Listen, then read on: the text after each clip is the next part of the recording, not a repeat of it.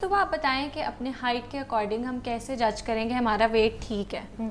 अभी जैसे डॉक्टर साहिबा ने बात की है कि अगर हमारा वज़न 100 किलो भी है और हम एक्टिव हैं, हमारी नीज़ पे कोई प्रेशर नहीं है, तो विच मीन्स कि आप ठीक है। अब मैं इस चीज़ को जस्टिफाई नहीं करूँगी कि ओवरवेट है, लेकिन इनका पॉइंट इस तरह से अच्छा है कि अगर एक मैं एग्जांपल देती हूँ कि एक 5 फीट 4 इंचेस की एक लड़की है और उसका वेट जो है वो 60 kgs है। अब हम लोग जो है हमारा एक स्क्रीनिंग टूल है न्यूट्रिशनिस्ट का, वो है BMI, बॉडी मास इंडेक्स।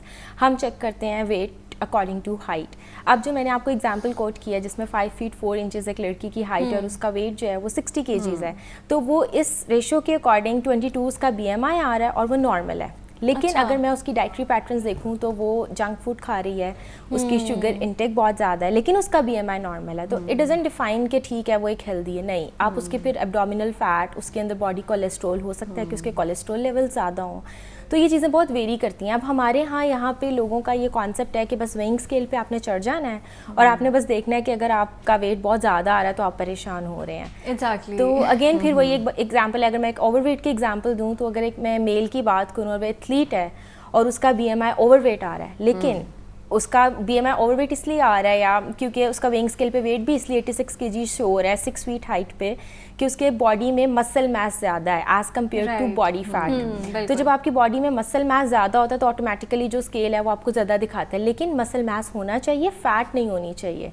तो again it comes under the category of being healthy. तो इसको डिफरेंशिएट कैसे करेंगे? जैसे मैंने भी आपको बताया कि अगर एक इंसान ये आपका पूरी प्रॉपर स्क्रीनिंग होती है, उससे पता चलता है आपकी। अच्छा। अब जिस तरह मैं आपको डिफरेंट, अगर एक ले मैन की मैं बात करूं तो फिर आप देखें कि एब्डोमिनल फैट कितनी है।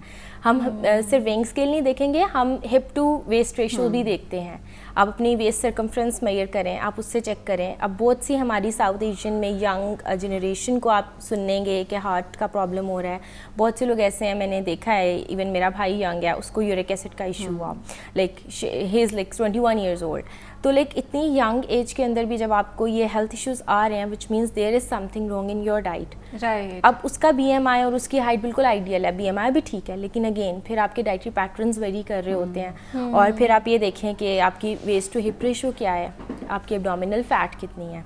बिल्कुल ऐसा ही है, सही कहा आपने। अच्छा डॉक्टर एरम, हम वेट आगे ट्रीटमेंट्स की बात कर रहे थे, वेट लॉस ट्रीटमेंट्स के वाले से, तो ओलंपिक काफ़ी आजकल फेमस हुआ हुआ है और ऐसे मैजिकल ट्रांसफॉर्मेशन हो जाती है, लगता ही नहीं है वही बंदा है, महीने में, हफ्तों में, ऐसे दिनों में चेंज हो जाते हैं। तो ये ओलंपिक है क्या? Is it dangerous? बेसिकली देखें, ये शुगर के मरीजों के लिए बनाई गई दवाई थी जिससे कि आपकी इंसुलिन लेवल्स को मैनेज करके, आपकी भूख को कंट्रोल करके और उसको बैलेंस करके आपकी शुगर को मेंटेन किया जाता था। लेकिन जब एक नॉर्मल बंदा, एक सिर्फ ओवरवेट बंदा एक्सेसिवली ओलंपिक पे इसलिए जा रहा है कि उसने सिर्फ वज़न कम करना है, उसका एजेंडा अपनी इंसुलिन लेवल्स को मेंटेन करना नहीं, उसका एजेंडा है फास्ट वेट रिडक्शन। तो उससे क्या होता है, जब आप फास्ट वेट रिडक्शन करते हैं, चाहे वो किसी दवाई की वजह से हो, चाहे वो किसी मर्ज़ की वजह से हो, उससे आपके ऑर्गन्स डिटोरिएट होते हैं, आपके किडनीज, लिवर, इवन हार्ट, आपके हार्ट तक के मसल्स जो हैं इसे डिटोरिएट होते हैं। आपका वज़न तो गिर जाएगा कुछ चंद अरसे के लिए, आप अपना एम तो अचीव कर लेंगे, लेकिन फिर उसके बाद क्या होगा, आप कई और बीमारियों का शिकार हो जाएंगे, इनफर्टिलिटी तक का आप शिकार हो सकते हैं, क्योंकि आपकी यूट्रस में भी फ़ैट की ज़रूरत है। तो ख़वातीन भी इसकी तरफ जाती हैं कि जल्दी जल्दी हमें जो है ना अच्छा सा फिगर मिल जाए, लेकिन एट द एंड वो जब यूट्रस में से बिल्कुल फ़ैट रिमूव हो जाता है तो they become unhealthy and unable to carry the child.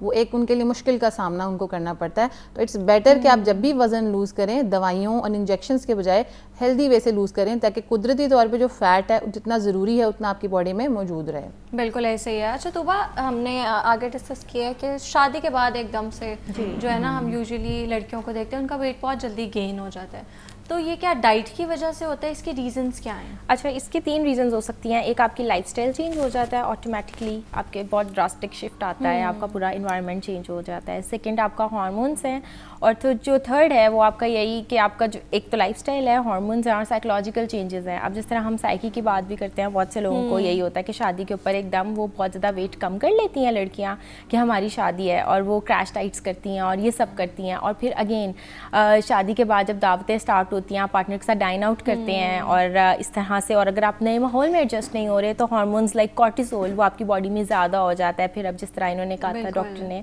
कि बिंज ईटिंग आप करते हैं तो फिर अगेन आप स्ट्रेस ईटिंग स्टार्ट कर देते हैं। तो ये सारे फैक्टर्स होते हैं जो कि आपको वेट गेन की तरफ लाते हैं। It's not only your hormones, तो आपके मल्टीपल फैक्टर्स हैं जो कि आपका वेट गेन के अंदर बहुत मेन रोल प्ले कर रहे हैं। बिल्कुल ऐसे ही है। अच्छा डॉक्टर एरम, वेट के हवाले से हम बात करें तो सोसाइटी तो आप पतले हो तभी आपको ताने देती है, और थोड़े से हेल्दी हो जो वेट गेन कर लो तब भी वो ताने दे दे के मार देती है। तो जब हमारा थोड़ा सा वेट बढ़ जाता है और एकदम से आके हमें सुनने को मिलता है रिश्तेदार या फ्रेंड्स के लिए किसी बोलते हैं हाय तुम मोटी हो गई हो, ये सारी चीज़ें, तो ये जो हम एकदम से एहसास कमतरी का शिकार हो जाते हैं और फिर जो हम डिप्रेशन की तरफ जाते हैं, ये क्यों होता है और इससे हम कैसे निकल सकते हैं? देखिए, मैंने जैसे पहले ही कहा कि बॉडी, जो हमारा बॉडी वेट है, जो हमारी पर्सनैलिटी का आउटलुक है, वो हमारी पर्सनैलिटी का एक बहुत इंपॉर्टेंट पार्ट है। जब हमें उस पर क्रिटिसाइज़ करता है, क्रिटिसिज्म हमें चाहे पॉजिटिव मिले चाहे नेगेटिव मिले, लोग अपनी तरफ से हमारा भला ही चाह रहे होते हैं कि शायद हमारा वजन बढ़ गया और हमें इल्म नहीं है, लेकिन हमें इल्म होता है, लेकिन उनका क्रिटिसिज्म इस कदर बुली फॉर्म में होता है, इतना वो बुली करते हैं आपको, इतना बॉडी शेम करते हैं कि यू गेट आपका सेल्फ स्टीम तेज़ी से नीचे की तरफ जाता है। और जब इंसान का सेल्फ स्टीम नीचे की तरफ जाता है तो वो डिप्रेशन का शिकार ज़रूर हो जाता है, क्योंकि उसको लगता है कि शायद उसकी ज़िंदगी उस वेट के इर्द गिर्द ही घूम रही है, उसकी ज़िंदगी में और कोई ऐसी इंपॉर्टेंट चीज़ नहीं है। हालांकि इंसान की स्किल्स, उसका हुनर, उसकी और शख्सियत के और पहलू भी हैं जो उसके वज़न के अलावा है।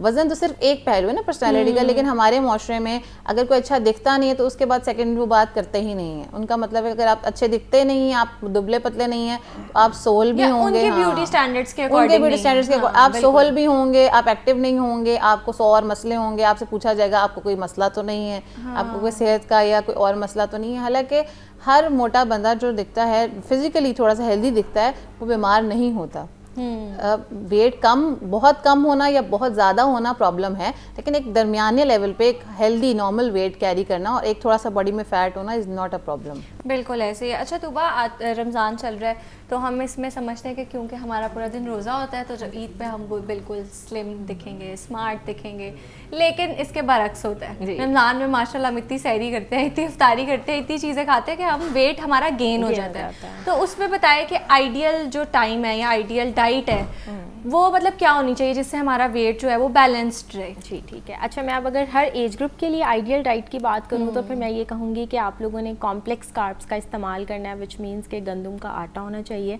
अगर कोई इंसान ब्रेड खाने का शौकीन है तो वो वाइट ब्रेड के बजाय होल व्हीट ब्रेड या मल्टीग्रेन ब्रेड को चूज़ करे, क्योंकि इसमें फ़ाइबर होता है। फिर अगेन सहरी की, मैं ये सहरी की बात कर रही हूँ, सहरी के अंदर प्रोटीन ऐड करना बहुत ज़रूरी है। इवन डायबिटिक पेशेंट्स जो कि बड़ी अपनी विल से रोज़ा रखते हैं, कोई या एक आधा रोज़ा रख रहे हैं या वो कंस्टेंटली रोज़ा रख रहे हैं, उनके लिए भी ज़रूरी है कि वो प्रोटीन ऐड करें डाइट के अंदर, in the form of kebab, in the form of chicken या in the form of eggs, किसी भी तरीके से जस्ट ऐड प्रोटीन्स और फिर healthy fats in the form of nuts, handful of nuts. अब हमारे यहाँ पे सहरी का जो रवाज है वो अगेन यही है कि हमने पराठे खाने और सालन खा लेना है। तो मुझे लगता है कि आपको एक कॉम्बिनेशन के साथ चलना चाहिए जिसके अंदर अगेन कार्ब्स होने चाहिए, प्रोटीन्स होने चाहिए और उसके बाद फैट होना चाहिए और फिर दूध या दही का इस्तेमाल भी होना चाहिए।